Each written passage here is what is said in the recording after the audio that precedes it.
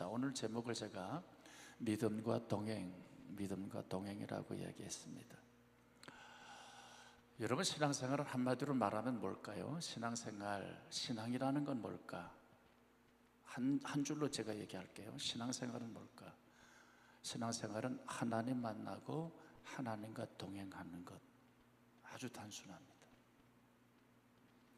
우리가 신앙을 가졌다, 신앙생활 한다, 다른 거 아닙니다. 하나님 만나는 거, 하나님 만나면 당연히 동행하게 되어 있습니다. 왜요? 그것이 내 사랑의 대상이 돼요. 그것이 가장 중요하고 소중하고 귀하고 특별하고 위대하기 때문에 그 사랑하는 대상을 만나면 동행하게 되어 있어요. 이건 남녀의 애인의 관계도 마찬가지입니다. 관계적인 면에서 내가 어떤 애인을 만나 사랑하는 사람을 만나면 그 사랑하는 사람이 내 안에 가득 차게 됩니다. 그러면서 그 사람에게 모든 것이 집중하게 되고, 왜? 소중하기 때문에, 귀하기 때문에, 특별하기 때문에. 그러면서 두 가지, 그 사람이 내 안에 가득 차게 되면서 그 사람에게 집중되어지면서 두 번째 달라지는 게 있습니다. 뜻이 하나가 됩니다. 여러분, 두 사람이 자기 뜻대로 둘이 가면 이거는 동행할 수가 없어요. 동행이라고 하는 단어 속에는 하나의 뜻으로 이게 모아지게 되어 있어요. 하나의 뜻으로 모아지지 않으면 절대 동행할 수가 없어요. 뜻을 맞추지 않으면 동행할 수가 없어요. 그래서 주님이 이렇게 기도하죠. 우리 주님이 본입니다. 하나님과의 관계 속에서 주여 내 뜻대로 되지 마옵시고 아버지의 뜻대로 되기를 원합니다. 이래 관계가 동행이 돼요. 같이 가요.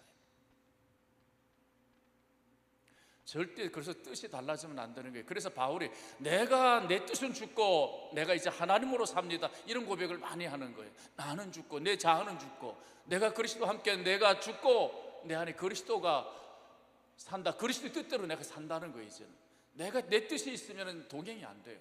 하나님과 이건 신앙이 안 된다는 얘기입니다. 우리가 동행하게 되면 또 다른 하나가 있는데 닮아간다는 겁니다.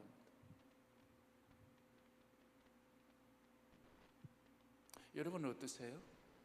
한번 우리는 오늘 이 시간 우리의 믿음을 한번 정직하게 들여다보면서 한번 잘 보자는 거예요.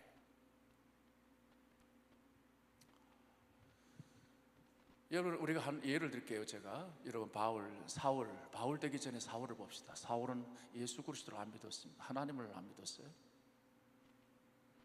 그래서 그런 다메섹으로 가서 예수 믿는 사람을 잡아서 감옥에 집어넣는 것이 자기 사명이라고 생각했어요. 그래서 다메섹 도상으로 그런 말을 타고 갑니다. 그런데 거기서 주의 강렬한 빛을 받으면서 말에 떨어지고 거기서 부활하신 주님을 만납니다. 자, 주님을 정말 만났을 때 그의 삶은 어떻게 되죠? 그 순간부터 바뀌어집니다. 달라집니다. 핍박자 사울이 아니라 복음을 전하는 전도자 바울로 그는 인생이 완전히 바뀌어집니다. 만남이 이제는 동행으로 갑니다. 그러면서 복음을 전하는, 하나님을 위해 사는 사람이 됩니다.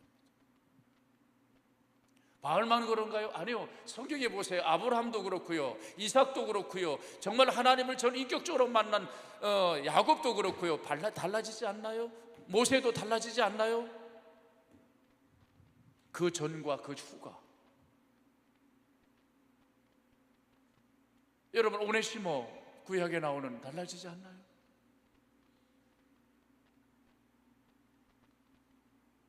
신약의 12 제자들 정말 예수를 만나고 달라지지 않나요? 하나님을 만나고 달라지지 않습니까? 바울,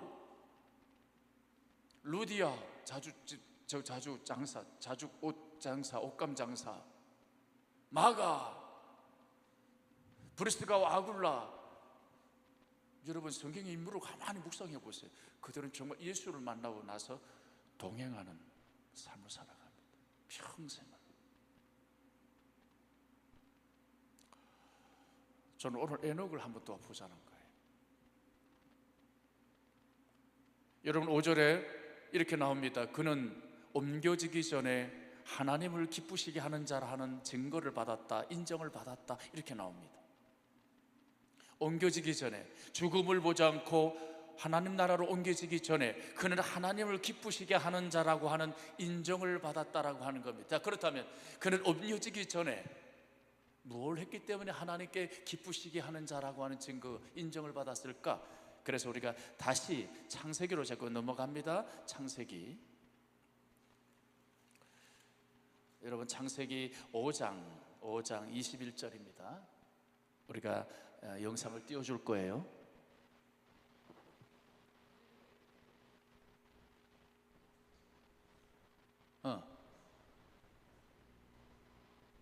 말씀은 줬대는데 없어요? 여러분 성경 있으면 좀 보세요.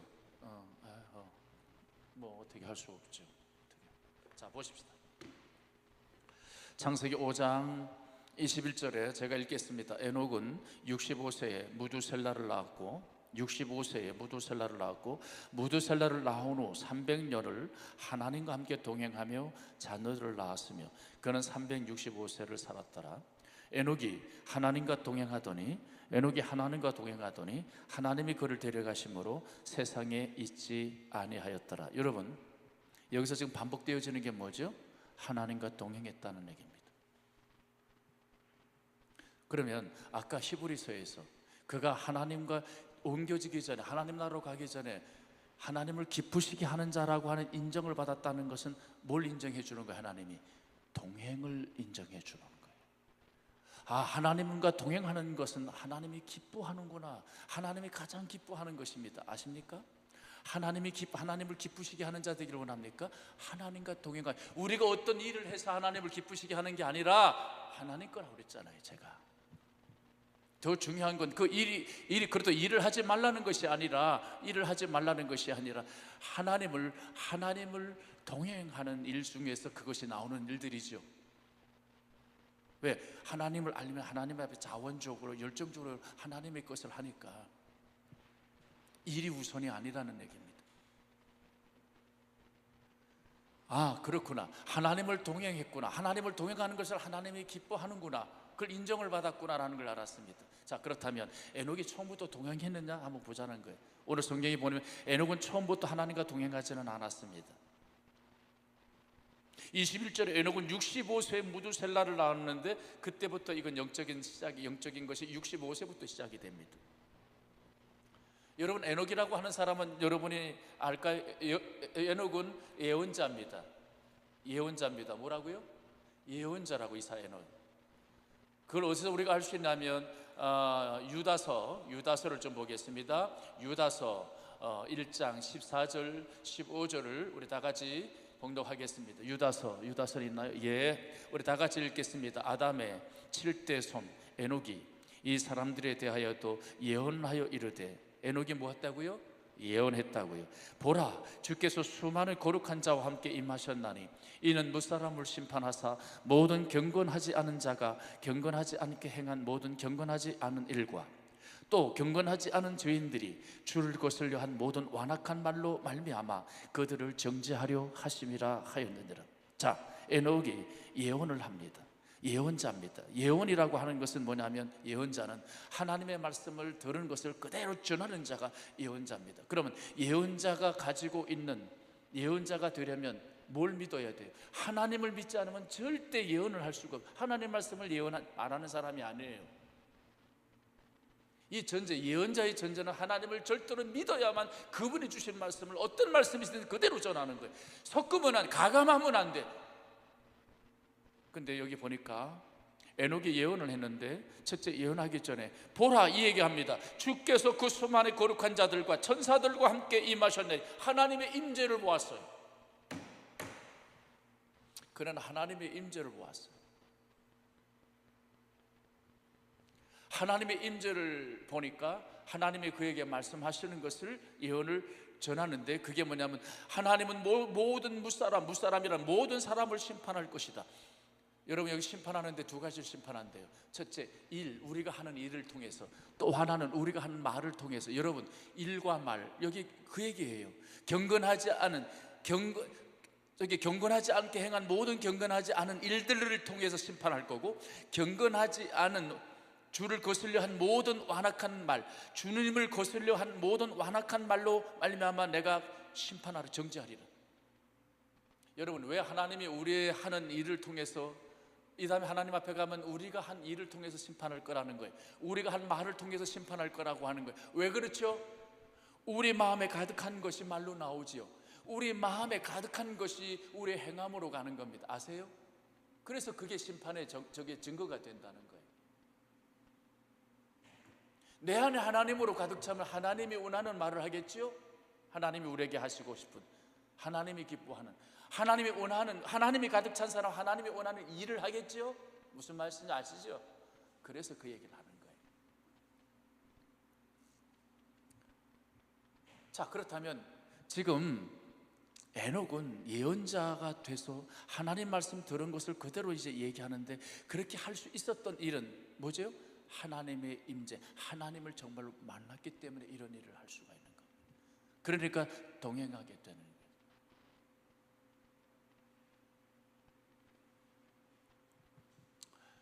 어느 날 하나님은 하나님의 임재를 본 에녹을 불렀을 거예요.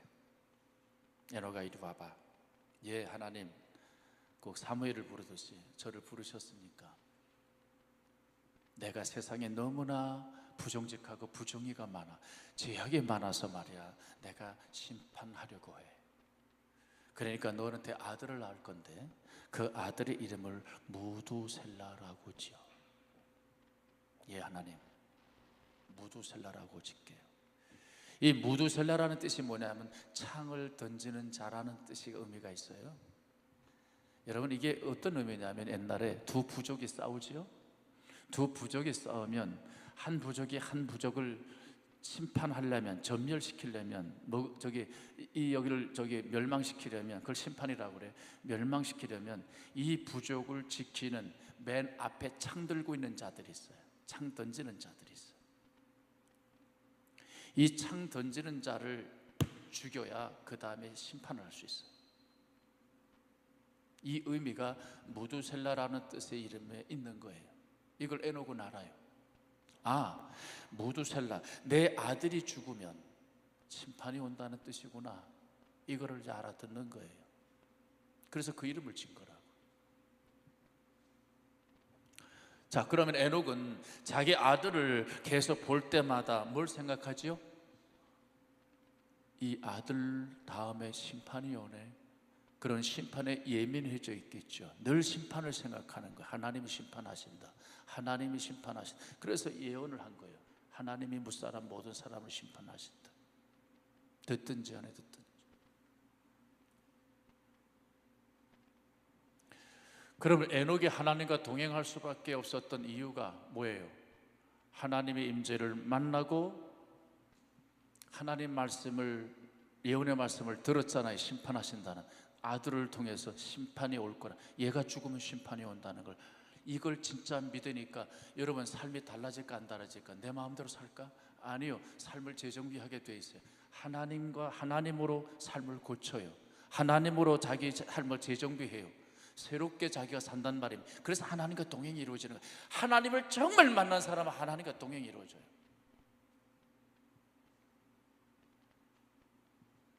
여러분, 그게 성경의 인물들이에요.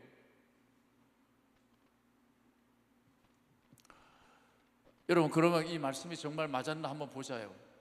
여러분, 무두셀라가 몇 살 살아요? 성경에서 제일 오래 살아요. 969살 살아요. 근데 창세기에 지금 우리가 보면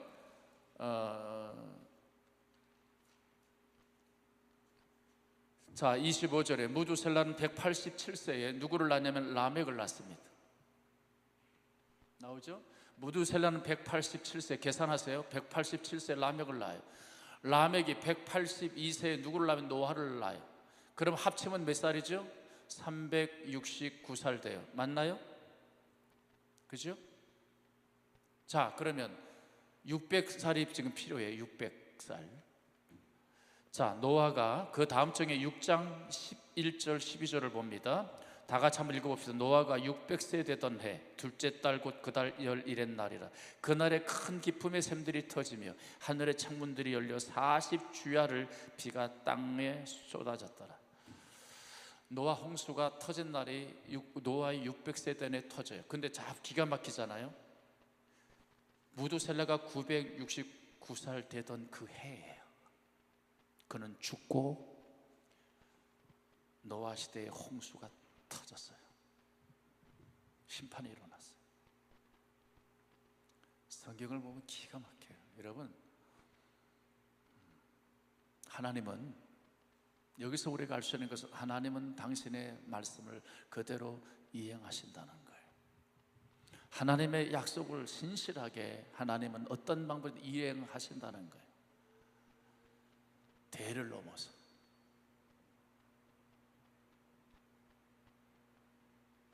하나님은 거짓이 없으세요. 하나님은 시건하지 않으세요. 지금 성경 얘기하는 거예요. 제가 하나님의 얘기, 당신을 고백했던 얘기예요. 그래서 여러분, 하나님을 신실하게 믿으시기를 바랍니다. 에녹은 하나님을 만났어요. 하나님 임재하심을 알았어요. 자기 가운데 임재해 계심을 알았고요. 그럴 때 뭐가 일어났다고요? 동행이 일어나요. 그 말씀 그대로 살아요.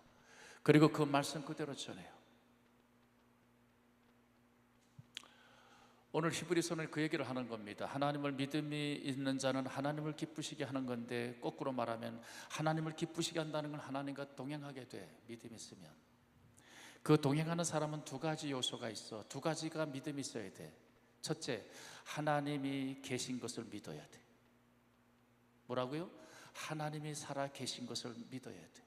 두 번째, 하나님 앞에 나가는, 하나님과 동행하는 자는 하나님이 상 주시는 것을 믿어야 돼. 하나님이 나에게 응답하시는 하나님인 걸 절대적으로 믿어야 돼. 이 두 가지 요소가 있다는 거예요. 여러분, 하나님과 동행하기 위해서는 이 두 가지가 믿어져야 동행이 된다는 얘기예요. 뭐요? 하나님이 계신 것을, 정말 계신 것이. 여러분, 교회를 오래 다니지만 대부분의 많은 교회 다니는, 오래 다닌 사람들이, 성경을 많이 아는 사람들이 착각하는 게 있어요. 내가 교회를 오래 다녔으니까, 내가 성경을 많이 아니까, 그래도 내가 교회에서 이런 직분이 있으니까, 내가 목사니까, 내가 장로니까 나는 하나님을 믿는 거야. 아니요. 성경은, 믿음은 인포메이션이 아니에요. 정보가 아니에요. 지식으로 믿는 게 아니에요. 정보로 믿는 게 아니에요. 그건 믿음이 아니에요.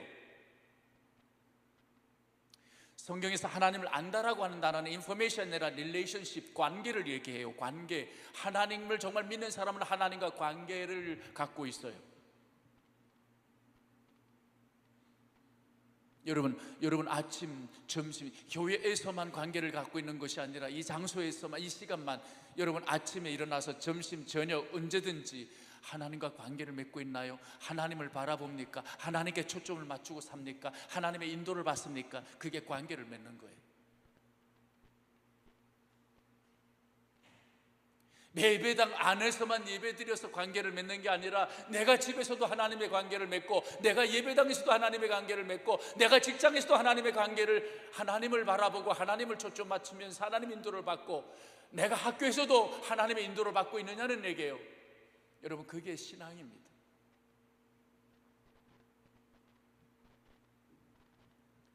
욥을 보면 우리가 알 수 있잖아요. 그 오랜 시간에 어머니 아버지부터 전통적으로 예배를 잘 드렸던 집안이고, 하나님 앞에 제사를 잘 드렸던, 예배를 잘 드렸던 집안에, 그러나 나중에 뭐라고 고백해요? 그 고난을, 수많은 감당할 수 없는 고난 가운데서 그는 진짜 하나님을 만나잖아요. 내가 이전에는 하나님을 귀로만 알았습니다. 귀로만 들었습니다. 정보로만 알았습니다. 지식으로만 알았습니다. 그런데 지금은 이 인생을 살아가면서 내가 살아계신 하나님을 눈으로 봅니다. 저는 우리가 원해요. 우리 교회 모든 성도들이 귀로 들은 하나님으로 머물지 않기를 바라요. 이건 믿음이 아니에요. 이게 참 어려워요. 근데 이게 내 힘으로 안 돼요. 이게 내 힘으로 안 돼. 그래서 여러분, 하나님 앞에 이게 안 되면 기도하세요. 하나님, 나 하나님 만나게 도와주세요. 살아계신 하나님 알게 도와주세요. 이건 사모해야 됩니다. 사모하는 것밖에 우리가 할 수 있는 게 없어요. 근데 사모하는 자에게 주님 만나주신다고 얘기했거든요.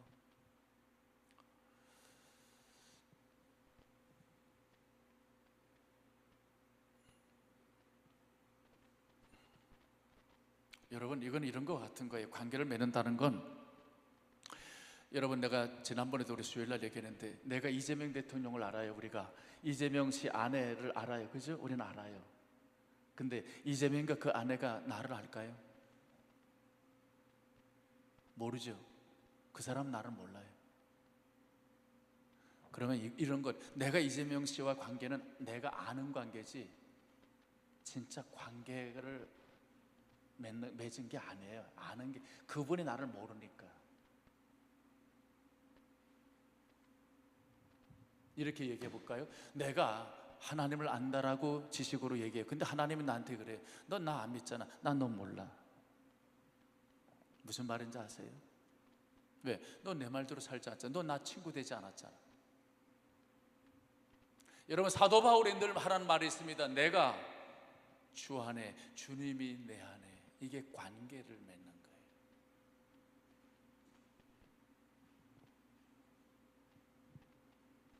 여러분이, 주님이 여러분을 인정하십니까? 여러분을 아십니까?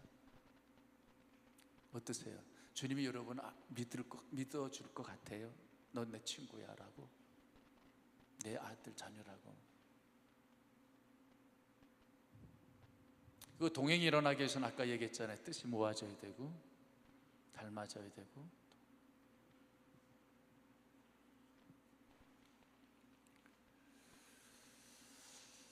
여러분, 하나님의 살아계신 것은 하나님과의 관계성입니다. 두 번째, 하나님이 뭐 한다고 그랬죠?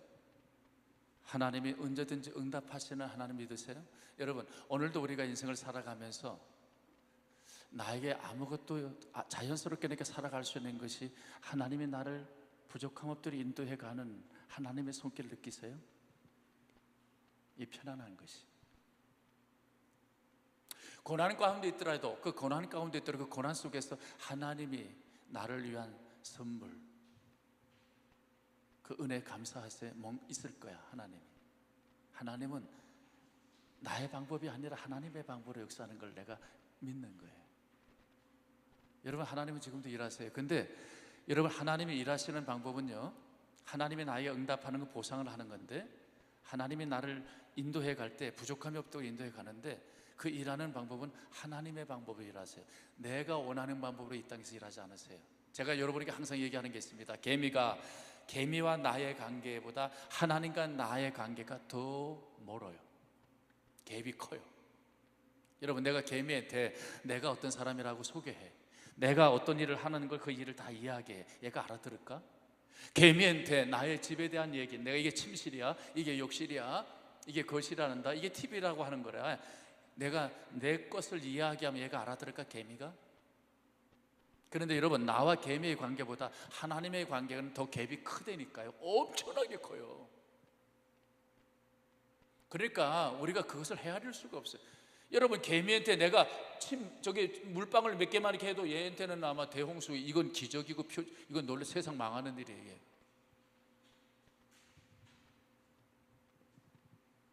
하나님을 우리는 전능하라고 그래요. 모든 것을 다 능하신 분이라고 그래요. 하나님을 우리는 모든 걸 아는 전지하신 분이라고 그래요. 우린 지금밖에 모르지만 하나님은 개미 일생을 왜 모르겠어요? 내가 개미 일생을 다 알지? 개가 어떻게 움직일 것까지 다 알지?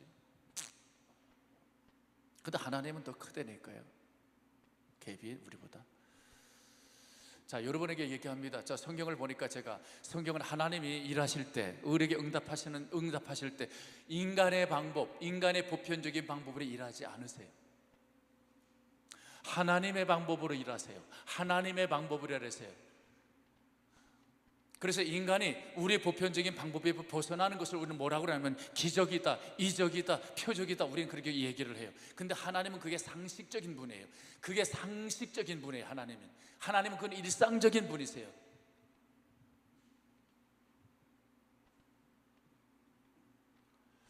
여러분, 우리는 이 땅에서 우리는 피조물은 시간과 공간의 제한을 받아요. 그래서 어떤 인과관계로 모든 걸 설명하려고 그래요.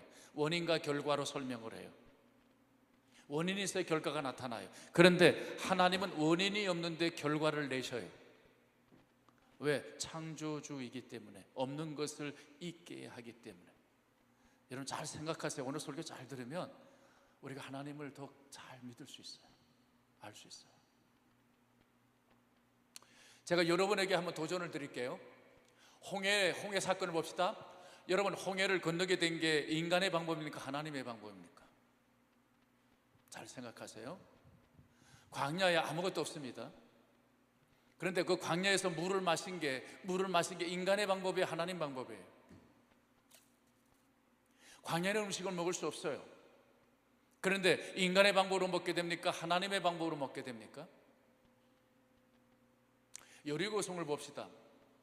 여리고성이 무너지는 것이 인간의 방법입니까? 하나님의 방법입니까? 요단강을 걷는 것이 인간의 방법입니까? 하나님의 방법입니까? 사사기에서 가나안을 정복할 때 인간의 방법입니까? 하나님의 방법입니까? 여러분, 성경을 오늘부터 다시 한번 보세요. 그런 눈으로. 근데 똑같은 방법도 사용하지 않으세요, 하나님.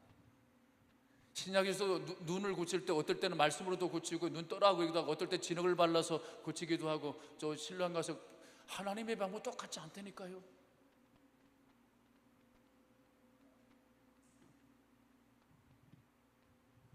여러분, 이 하나님의 살아계신 것이 믿어지고 하나님의 일하심, 하나님은 모든 것을 하실 수 있어, 이 전능성이 믿어지면요, 내가 하나님을 동행하게 돼 있어요. 늘 하나님을 바라보고 하나님 초점을 맞추고 하나님의 인도를 받습니다. 그러면 어떠한 일이 나냐면 하나님의 전능성, 능력을 경험하기 시작해요. 하나님의 영화로움을, 영광스러움을 내가 막 느끼기 시작해요. 그리고 하나님의 좋으신 하나님이라는 것을 내가 이제 누리기 시작해요. 그게 믿음의 생활이에요. 믿음 생활이에요. 신앙이에요. 제가 점점 예수 믿으면서 참 감사한 게 뭐냐면 점점점 제가 이 땅에서 자유로워지고 있다는 거예요. 점점 편안해지고 있다는 거예요. 또 점점 기뻐지는 일이 이제 생각이 많아지고 있고요. 내 속에 감사한 것들이 자꾸 많아진다는 거예요. 왜? 환경과 여건이 좋아서? 아니요. 그게 좋아서, 그가 바뀌어서 그런 게 아니에요. 안 바뀌어요. 환경과 여건은 그대로예요. 근데 중요한 건 내가 하나님을 더 깊이 아는 것만큼, 내가 하나님을 더 가까이 하는 것만큼 나는 달라지고 있다는 얘기예요. 왜? 그게 신앙이니까. 하나님이 전부니까. 사랑하는 여러분, 하나님을 만나고 하나님을 동행했던 아브라함은 이렇게 말합니다. 하나님은 내 인생의 방패입니다. 하나님은, 내가 하나님과 동행해 보니 하나님은 내 인생의 가장 큰 상급입니다. 다윗은 이렇게 말했습니다. 하나님과 내가 동행하는데 당신은 목자였군요. 나를 인도하는 목자예요.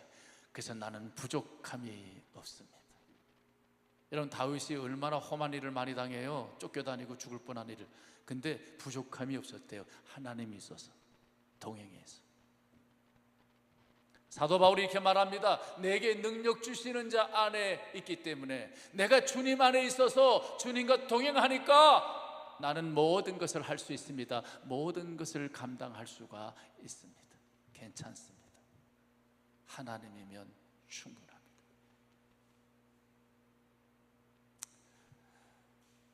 저는 정말 원합니다. 우리 성도들이 하나님 만나고 하나님과 동행해서 이런 믿음의 선배들이 했던 이런 하나님을 아름답게 고백하는 이 고백이 나의 고백이 됐으면 좋겠습니다. 하나님, 나 하나님 때문에 부족함 없어. 나 하나님 때문에 모든 거 감당할 수 있어. 하나님은 충분하고 하나님으로는 괜찮아. 하나님 때문에 행복해. 이것이 저와 여러분의 고백이 됐으면 좋겠어요. 우리 다 같이 기도할 건데